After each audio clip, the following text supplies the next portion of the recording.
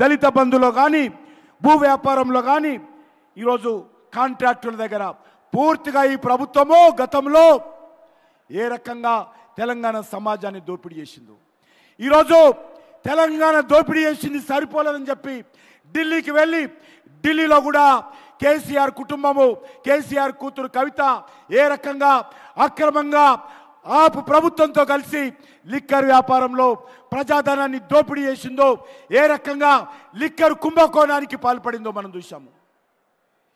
ఇది చాలా తెలంగాణ సమాజం అంతా కూడా ఈరోజు తల దించుకోవాల్సినటువంటి పరిస్థితి ఏర్పడింది. తెలంగాణలో 10 సంవత్సరాలుగా దోచినటువంటి కేసీఆర్ కుటుంబము ఢిల్లీకి వెళ్ళి లిక్కర్ బిజినెస్లో ఈరోజు అక్రమాలకు పాల్పడి తెలంగాణ సమాజం అంతా కూడా తల దించుకునే విధంగా ఈరోజు కేసీఆర్ కుటుంబం వ్యవహారం చేసింది. ఈరోజు కాంగ్రెస్ పార్టీ మళ్ళీ అధికారంలోకి వచ్చింది. గతంలో 10 సంవత్సరాలు కాంగ్రెస్ పార్టీ రాష్ట్రాన్ని పరిపాలించింది. మళ్ళీ మొన్న టీఆర్ఎస్ పార్టీ 10 సంవత్సరాలు పరిపాలించింది. మళ్ళీ ఈరోజు కాంగ్రెస్ పార్టీ అధికారంలోకి వచ్చింది. కాంగ్రెస్ పార్టీ కుక్కతోక వంకరినట్టుగా ఈరోజు తన అవినీతి కార్యక్రమాలు మళ్ళీ తెరలేపడం జరిగింది. ఇచ్చిన 6 గ్యారెంటీలు అమలు చేసే పరిస్థితి లేదు. 100 రోజులైంది కాంగ్రెస్ పార్టీ అధికారంలోకి వచ్చి. 100 రోజుల్లో 6 గ్యారెంటీలు అమలు చేస్తామని చెప్పారు. కానీ ఈ యొక్క 6 గ్యారెంటీల విషయంలో తెలంగాణ సమాజానికి స్పష్టత లేదు. అందుకే మనందరినీ కోరుతా ఉన్నాను, ఈరోజు ఈ రాష్ట్రం ముందుకెళ్లాలంటే, దేశంలో ఒక సుస్థిరమైనటువంటి ప్రభుత్వం రావాలంటే, దేశంలో ఈరోజు నరేంద్ర మోడీ గారి నాయకత్వము మరొకసారి హ్యాట్రిక్ ప్రధానమంత్రిగా నరేంద్ర మోడీ గారిని మనం ఆశీర్వదించాల్సినటువంటి అవసరం ఉంది. అంతేకాకుండా ఈరోజు గత 10 సంవత్సరాలుగా నరేంద్ర మోడీ గారి నాయకత్వంలో తెలంగాణకు అండగా ఉన్న విషయాన్ని మనం చేస్తూ ఉన్నాను. వారు గత కొన్ని సంవత్సరాలుగా మరి ఏ రకంగా తెలంగాణలో అన్ని జిల్లాలు పర్యటిస్తూ ఉన్నారో మనం చూస్తూ ఉన్నాము. గత కొద్ది రోజులుగా దక్షిణ భారతదేశంలో నరేంద్ర మోడీ గారి నాయకత్వంలో ఏ రకంగా సౌత్ ఇండియా అభివృద్ధి కోసం కూడా వారు కృషి చేస్తున్నారో మనం చూస్తూ ఉన్నాము. తరచుగా తమిళనాడు కావచ్చు, కేరళ కావచ్చు, కర్ణాటక కావచ్చు, తెలంగాణ కావచ్చు, ఆంధ్ర కావచ్చు, విస్తృతంగా వారు దక్షిణ భారతదేశంలో నరేంద్ర మోడీ గారు పర్యటిస్తూ ఉన్నారు. వారు మన మధ్యకు వస్తూ ఉన్నారు, అభివృద్ధి కార్యక్రమాలను ప్రారంభిస్తూ ఉన్నారు, మనందరితో మాట్లాడుతూ ఉన్నారు. ముఖ్యంగా తెలుగు ప్రజలతో నరేంద్ర మోడీ గారు ఏ రకంగా మమేకమై పనిచేస్తున్నారో మనం చూస్తున్నాం. తెలుగు భాషలో ఈరోజు వారు నేర్చుకోవడం కోసం కృషి చేస్తూ ఉన్నారు. ఈరోజు తెలుగు వాడిగా మనం గర్వపడాలి. తెలుగు భాషను కూడా మన ప్రియతమ ప్రధానమంత్రి గారు ప్రోత్సహిస్తూ ఉన్నారు.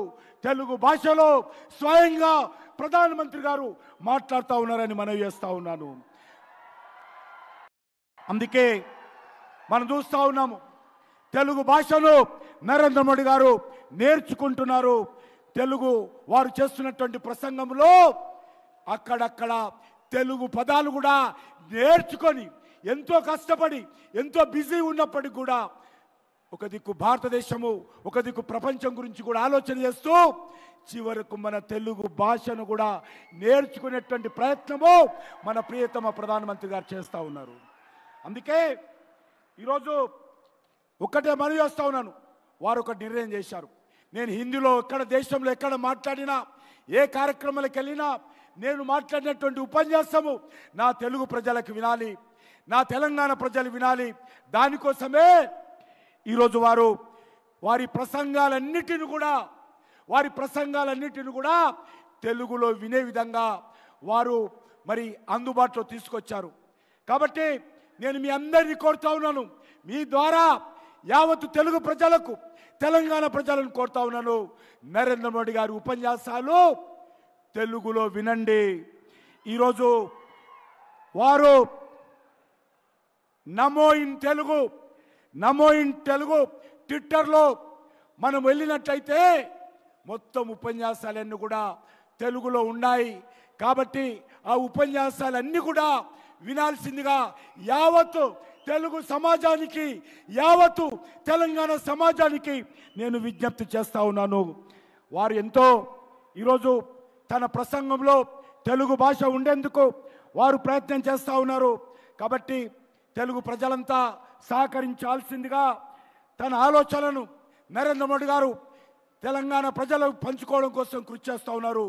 కాబట్టి నేను మరొకసారి నరేంద్ర మోడీ గారికి హృదయపూర్వకమైనటువంటి ధన్యవాదాలు తెలియజేస్తూ వచ్చే పార్లమెంట్ ఎన్నికల్లో నరేంద్ర మోడీ గారిని ఆశీర్వదించాల్సిందిగా, భారతీయ జనతా పార్టీకి అండగా ఉండాల్సిందిగా, తెలంగాణలో ఉన్నటువంటి 17కు 17 సీట్లు భారతీయ జనతా పార్టీ అభ్యర్థులను గెలిపించాల్సిందిగా కోరుతాను.